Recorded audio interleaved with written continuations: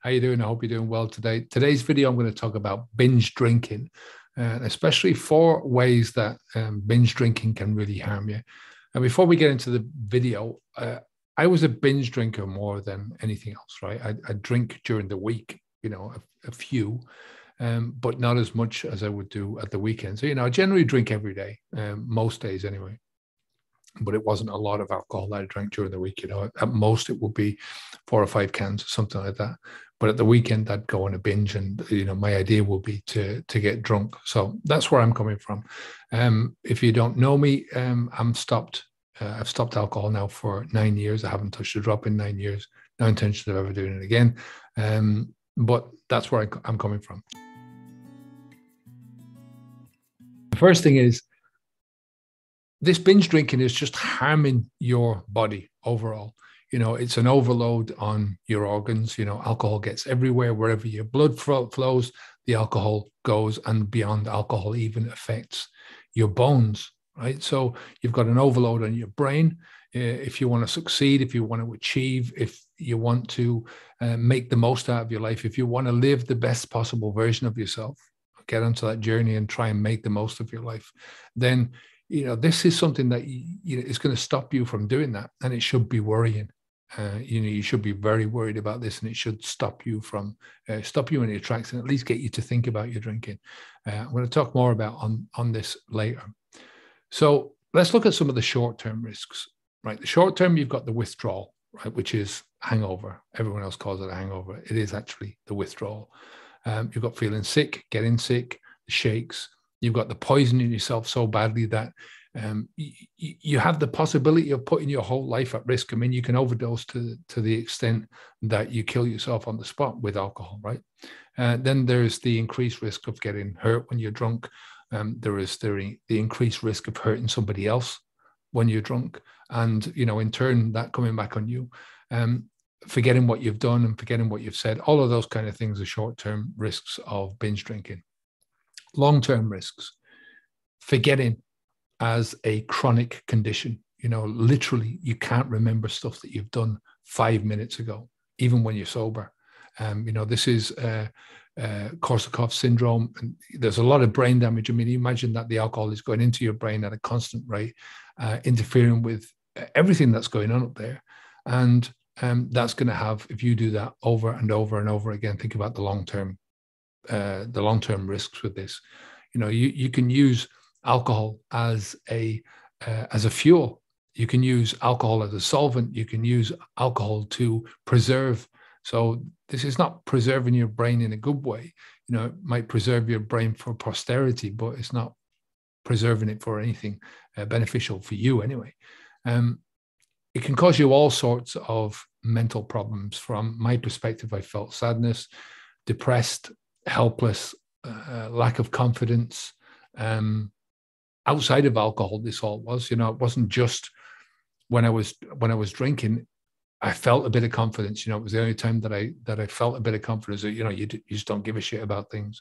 I felt low self-esteem. I felt low self-efficacy, which is that personal belief in myself that I could do things. And again, this is outside of drinking. You can bullshit yourself as much as you want when you're drinking. You can kid yourself about things because your brain is dumbified.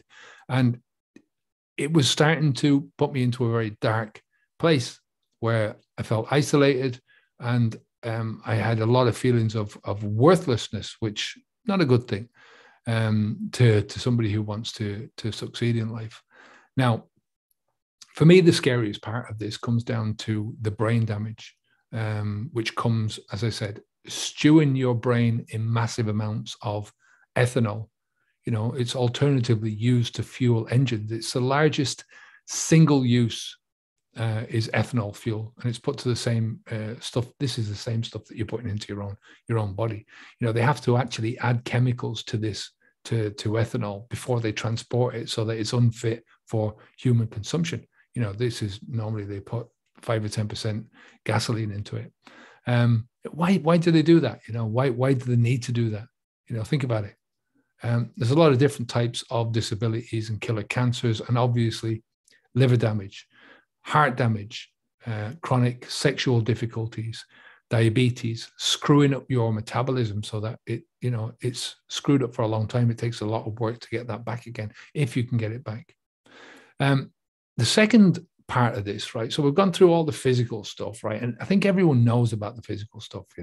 You know that if you're doing this to yourself, you know, getting up in the morning and you have that hangover and it's getting worse and worse and worse, that this is something that is this is something that is bad for you, right? And it's even though we might sweep it under the carpet and try and not think about it, it's still under there. It's still under the surface of your thinking, and you still know that.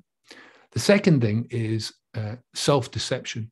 And this is the thing that keeps the cycle going, I think. The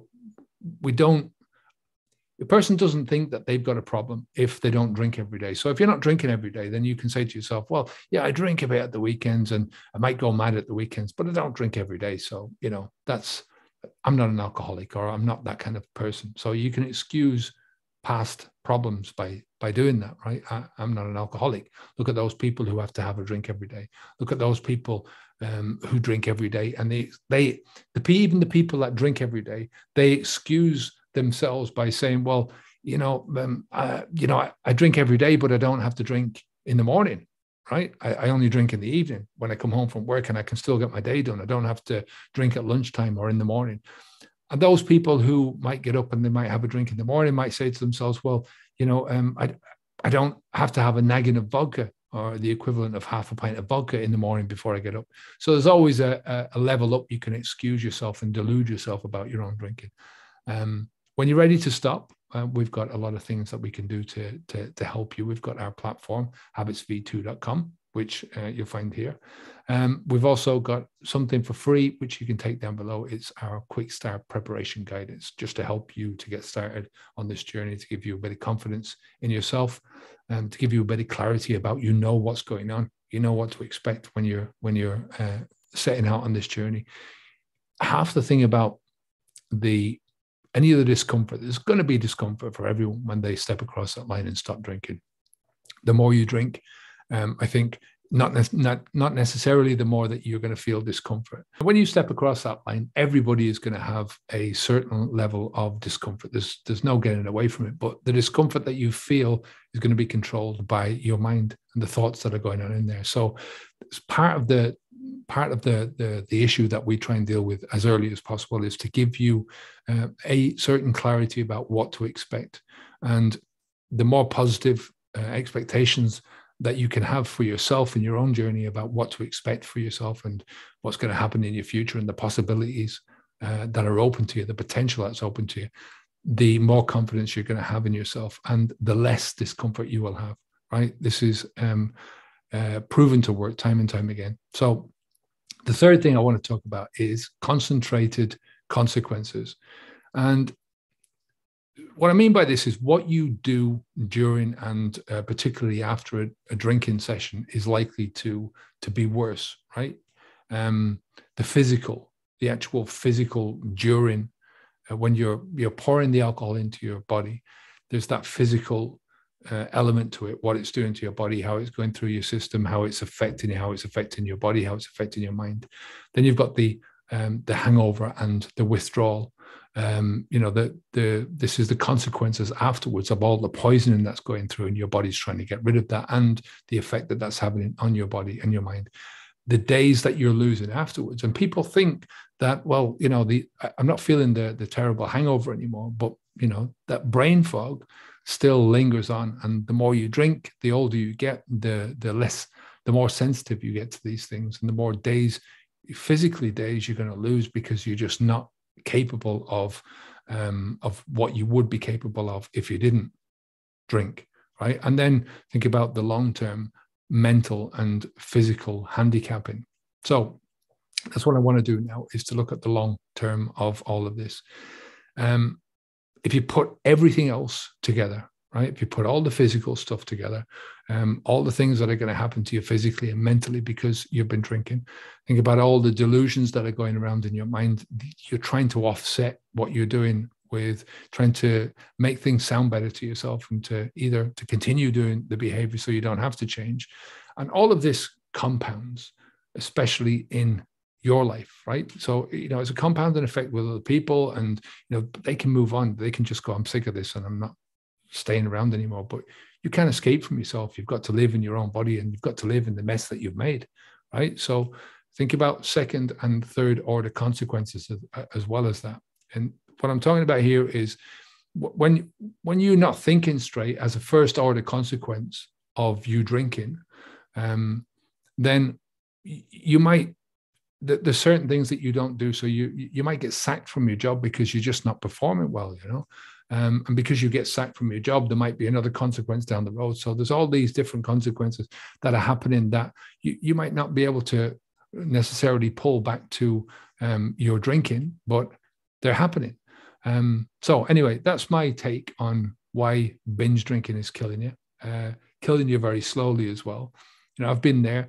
I've done it for way too many years. They're all years that I can never get back, right? They're just gone. They're wasted, unproductive years. So before I go, take the course if you haven't already taken it. It's free. It's below there in the subscription, in the description below. So take care of yourself, and I will speak to you again in the next video. Onwards and upwards.